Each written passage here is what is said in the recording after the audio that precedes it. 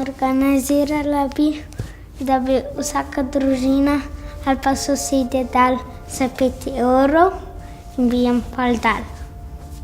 Da ne bi bili ponižani nekateri, da se ne žalimo, da bi bilo brez nasilja v šoli. Nazore odraslih je težko spremeniti. Lahko pa poskrbimo, da bodo generacije za njimi na svet gledale drugače. Zato je A1 Slovenija v sodelovanju s prvim programom Radia Slovenija ustvaril lahkonočne strpnost.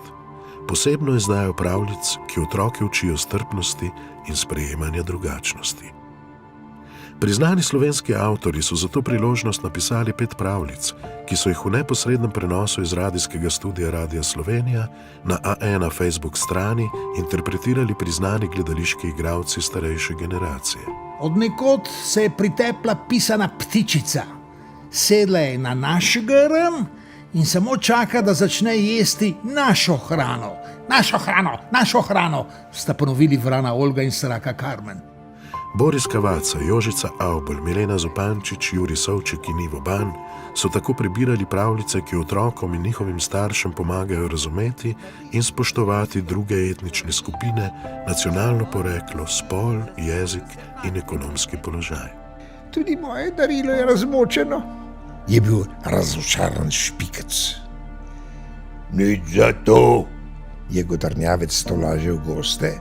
Skrajni čas je, da se začne vesti kot lepo vzgojena princeska. Čisto fantovska je, prava divjakinja. Kdaj se bo že naučil našega jezika, se je jezila sama pri sebi.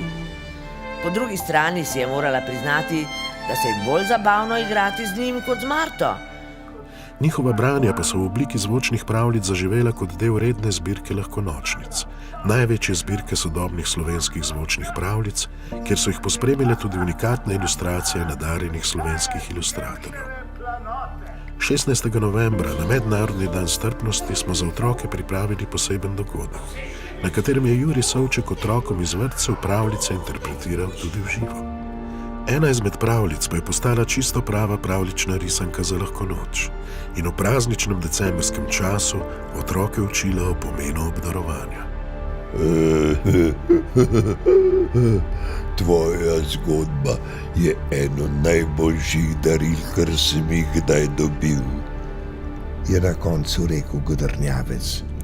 Otroci in njihovi starši so do sedaj pravljice Lahkonočne strpnost poslušali že več kot 128 000-krat in tako skupaj z nami zaželeli lahko noč nestrpnosti.